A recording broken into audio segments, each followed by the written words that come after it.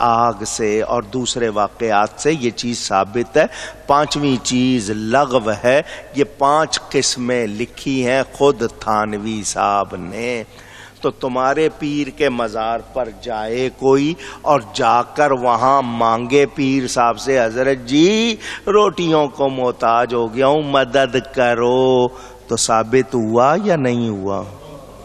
باقی کتنے واقعات ہیں، اور میری یہ کتاب مزارات و تبرکات پڑھ لینا، سارے واقعات ان کی کتابوں سے لکھے ہیں میں نے، سارے واقعات ان کی کتابوں سے۔ ہم اپنی کتابوں سے لکھیں گے تو کہیں گے تم تو کہتے ہی ہو، تمہاری کتابوں سے لکھے ہیں تاکہ پتہ چل جائے ہم جو کرتے ہیں غلط۔ اونچی صحابہ حضور کی قبر پر آتے رہے یا نہیں آتے رہے؟ ہیں؟ حضرت امام شافعی فرماتے ہیں میں حضرت ابو حنیفہ کی، امام اعظم ابو حنیفہ کی قبر پر جاتا ہوں مشکل حل ہو جاتی ہے۔ تو اللہ والوں کے مزارات مبارک جگہ ہیں، مبارک جگہ جا کر سمجھ کر دعا کرنا، اور وہاں دعا کا دوسرا طریقہ کہ اللہ سے دعا کرنا، اس کو سفارشی بنانا، اور تیسرا طریقہ یہ کہ اس کو اللہ کی مدد کا مظہر سمجھ کے کہ اللہ نے تجھے طاقت دی ہے، میرا کام کر یا کروا، خود کرو یا کرواؤ، اللہ نے تمہیں طاقت دی ہے۔ تو یہ کتنے طریقے ہیں میں نے ان کی کتابوں سے بتا دیا، اب ہم پر فتویٰ کون لگائے گا؟ ہاں کوئی اگر یہ سمجھتا ہے کہ اللہ کا ولی خود سے کرتا ہے تو یہ ہمارا عقیدہ نہیں ہے۔ تو وہ لوگ جو کافر مشرک تھے وہ بتوں کی پوجا کرتے تھے۔ کس کی پوجا کرتے تھے؟ ہم اللہ کے نبیوں ولیوں کی پوجا کرتے نہیں۔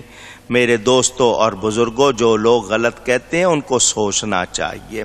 ایک واقعہ اس میں سے آپ کو اور سناتا ہوں تاکہ آپ کا مسئلہ اور بھی زیادہ حل ہو جائے، آپ کو پتہ چلے کہ ہم لوگ اگر مانتے ہیں تو ہم لوگ ہرگز غلط نہیں۔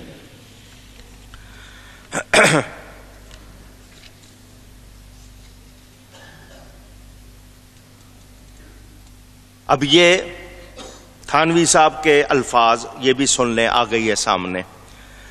آگ کی وجہ سے پانی گرم ہو جاتا ہے یا نہیں؟ پوچھ رہا ہوں۔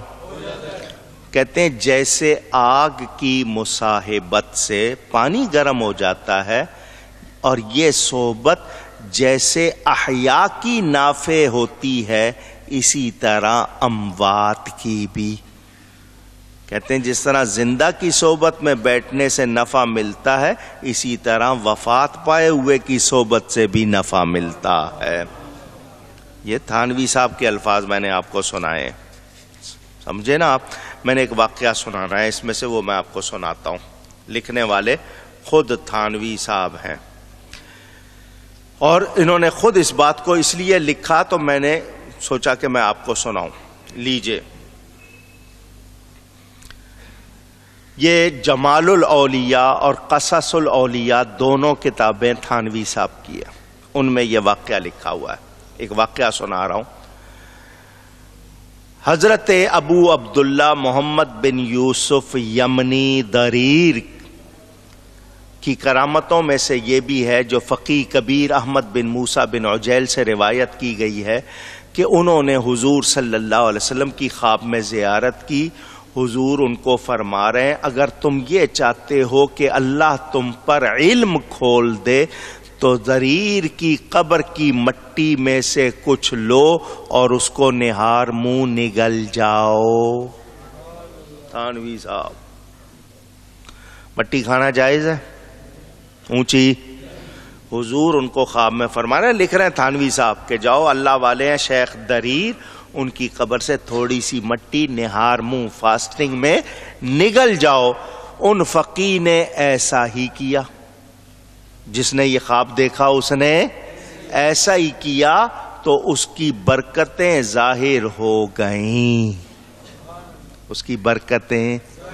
یہ تھانوی صاحب لکھ رہے ہیں، فتوی لگانے تو ان پر لگاؤ۔ اب دوسرا سنیں، اور آپ کی کرامتوں میں یہ بھی ہے کہ جب مجاہد بادشاہ کے زمانے میں عرب میں پھوٹ پڑی اور وادی رما وغیرہ کی آبادیاں تباہ ہو گئیں، فقہا بنی زیاد کے پاس بہت کتابیں تھی، ایک جنگ ہوئی، اس میں لوگوں میں بہت پھوٹ پڑ گئی، ایک شخص عالم تھا، اس کے پاس دین کی بہت ساری کتابیں، اس زمانے میں پریس نہیں تھے، ہاتھ سے لکھی ہوئی کتابیں ہوتی تھیں، نہ ان کا منتقل کرنا ممکن تھا، نہ یہ ہو سکتا تھا کہ خود شہر سے نکل جائیں اور کتابیں چھوڑ جائیں۔ وہ بڑے پریشان کہ نہ تو یہ کتابیں میں فوراً کہیں بھجوا سکتا ہوں، نہ ان کی وجہ سے شہر چھوڑ سکتا ہوں، تو پریشان تھے۔ اتفاق سے شیخ طلحہ بن حیسا حتار نے، وہ ان کا شروع زمانہ ایک بزرگ تھا، وہ وہاں پہنچ گئے اور شام کو وہیں رہے۔ ان حضرات کا یہ حال دیکھا تو ان کو بھی فکر ہوا، وہ بھی اللہ والے تھے۔ خواب میں حضور صلی اللہ علیہ وسلم کی زیارت ہوئی، فرمایا فقہا بنی زیاد، وہ جن کے پاس کتابیں ہیں نا علماء، ان سے کہہ دو کہ دریر کی قبر کے پاس کتابیں رکھ دیں، کوئی نقصان نہیں ہوگا، گھروں میں محفوظ نہیں، قلعوں میں محفوظ نہیں، اللہ والے کی قبر پر رکھ دو۔ جب وہ بیدار ہوئے تو سب کو اطلاع دی، انہوں نے ساری کتابیں وہاں رکھ دی۔ اب سنیں، تھانوی صاحب کہتے ہیں یہ کتابیں تقریباً 1 سال وہیں دھوپ اور بارش میں رہیں مگر کوئی نقصان نہیں ہوا۔ تھانوی صاحب لکھ رہے ہیں، مجھ سے اسی لیے یہ سڑتے ہیں نا کہ میں ان کے حوالے دیتا ہوں، ان کی کتاب سے سنا رہا ہوں۔ اللہ والے کی قبر پر کتابیں رکھنے کا کون فرما رہے ہیں؟ نبی پاک صلی اللہ علیہ وسلم لکھ رہے ہیں۔ یہ پتہ چلا اللہ والوں کے مزارات برکت کی جگہ ہیں، غلط جگہیں نہیں۔ ان کو محبوب سمجھ کر، پیارا سمجھ کر پکارنا، مدد مانگنا غلط اونچی۔ ہم مانگتے ہیں، مانگتے آئے ہیں، مانگتے تمہیں سے مانگیں گے تم ہی دو گے، تمہیں سے مانگیں گے تم ہی دو گے، تمہارے در سے تمہیں سے مانگیں گے تم۔ ہمارا ہرگز یہ عقیدہ نہیں، اللہ والے خود سے اختیار رکھتے، ہم یہی کہتے ہیں نبی ولی کو بنانے والا اللہ، کمال دینے والا اللہ، طاقت دینے والا اللہ، اختیار دینے والا اللہ جل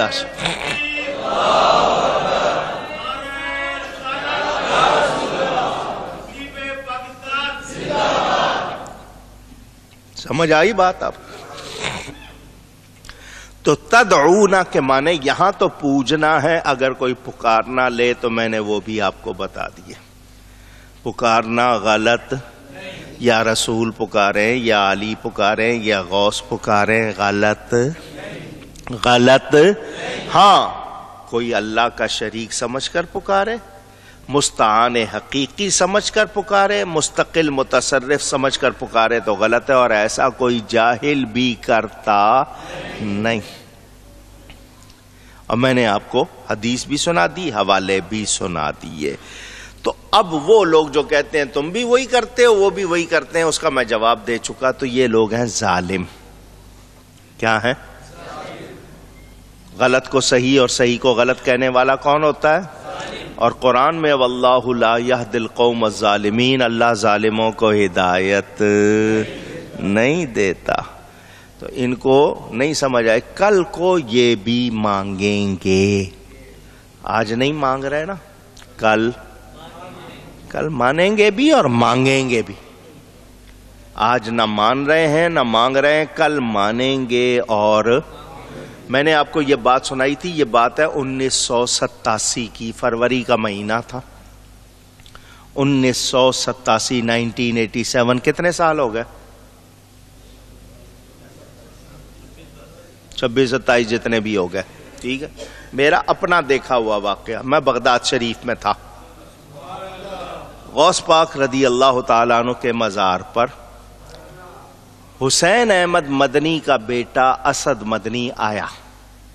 یہ دیوبندیوں کا شہاب ثاقب جس نے لکھی حسین احمد مدنی، اس کا بیٹا اسد مدنی وہ آیا بغداد شریف.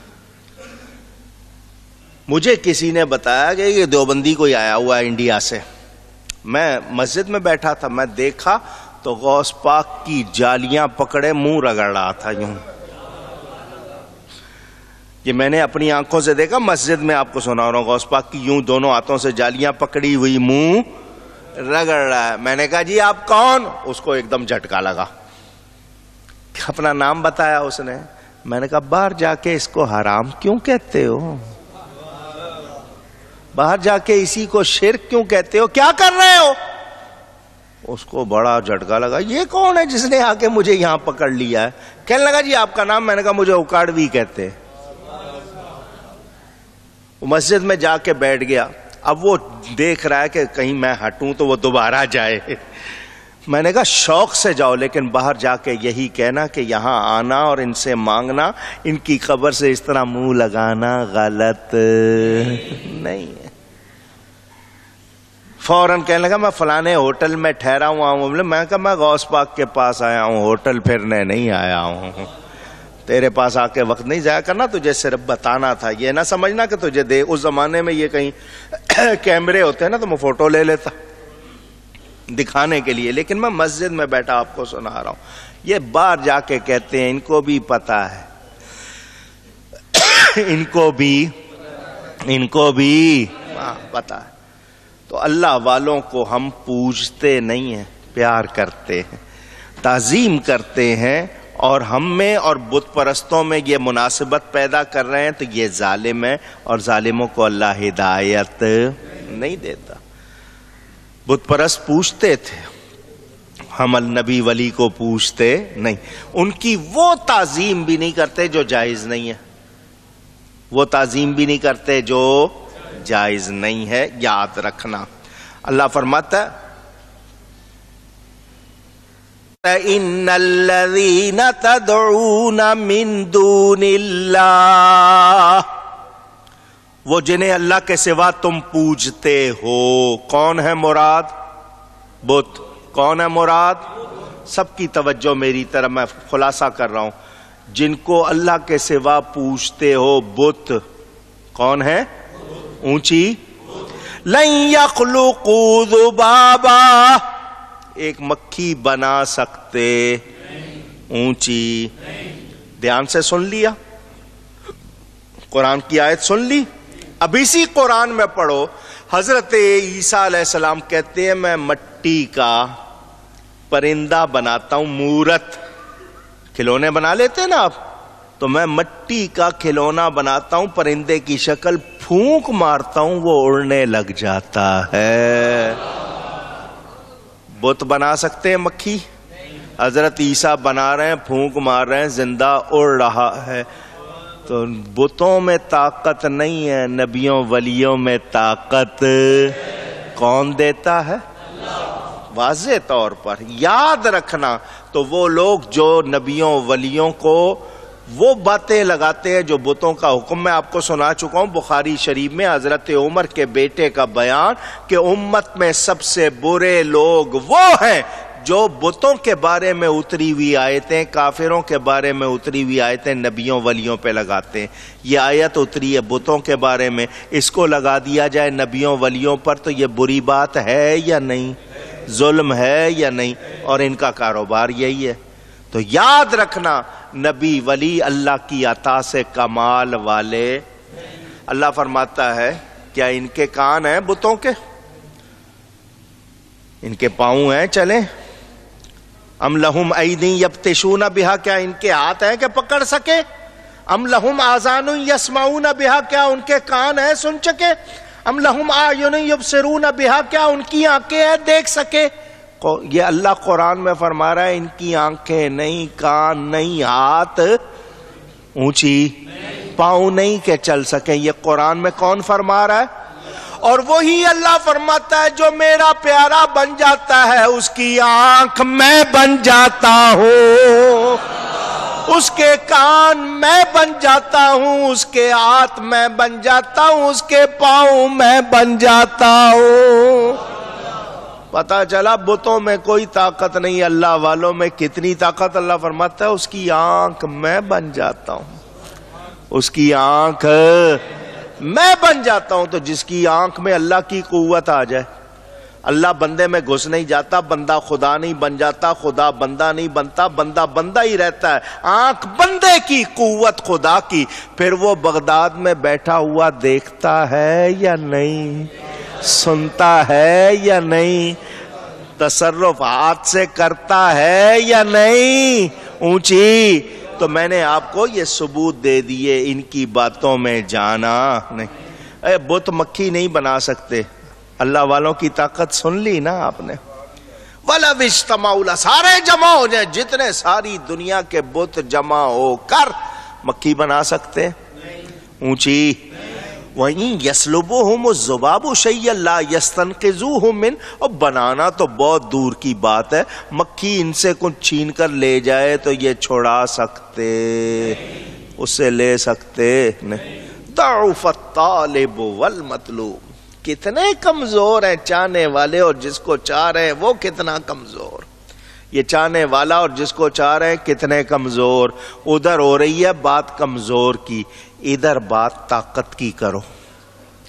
ادھر بات مکھی، بت سارے مل کے مکھی نہیں بنا سکتے، تو چاہنے والا کس کو چاہ رہا ہے؟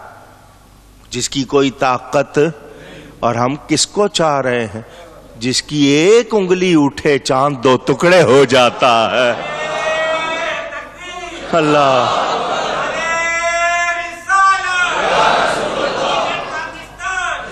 جو ہاتھ کا اشارہ کرے ڈوبا ہوا سورج لوٹ آتا ہے، وہ کتنے کمزور اور یہاں کتنی قوت ہے، کیونکہ اللہ فرماتا اس کے ہاتھ میں بن جاتا ہوں۔ نبی کے ہاتھ کو تو اللہ اپنا ہاتھ فرماتا ہے۔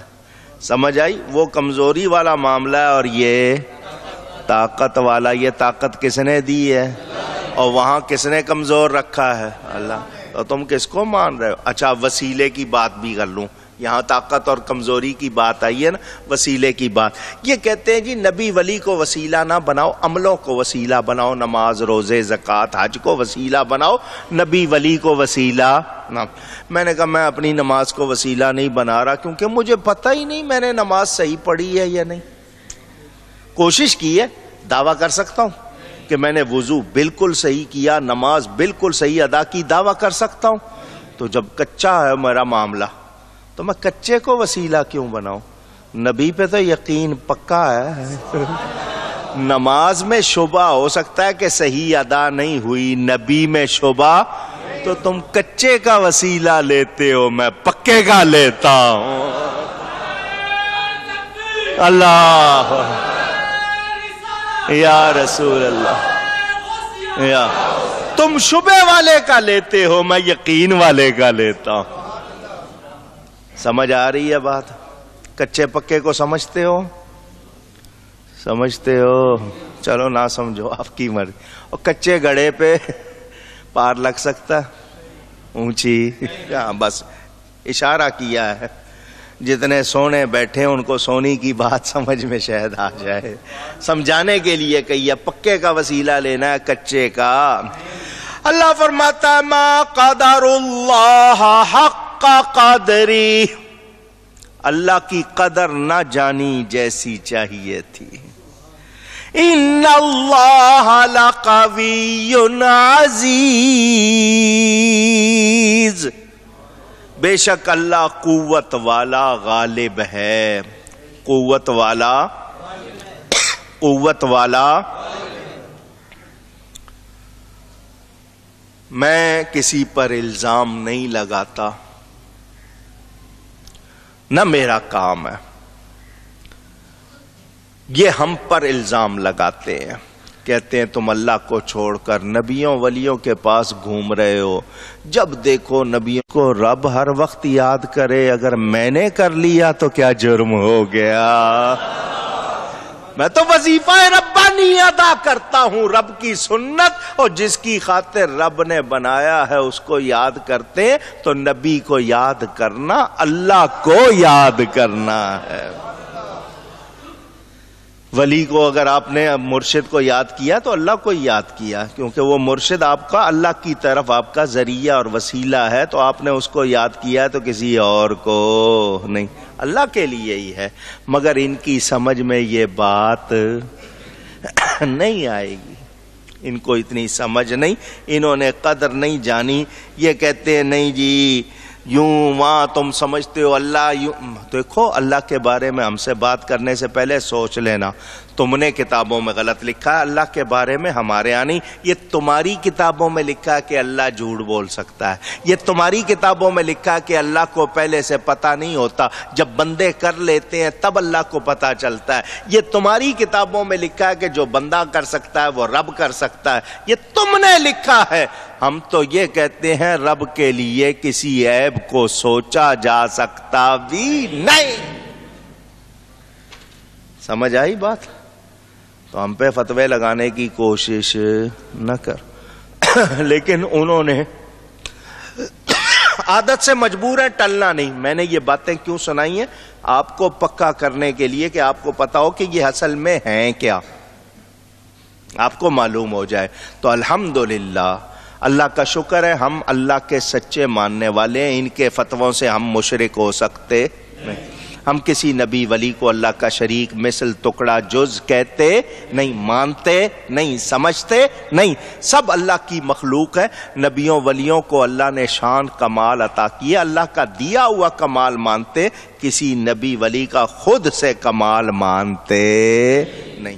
سمجھ آ گئی بات؟ تو یہ میں نے مختصراً اس آیت کی تفسیر میں آپ کو بتایا، مزید ضرورت ہوئی تو انشاءاللہ آئندہ گفتگو کریں گے۔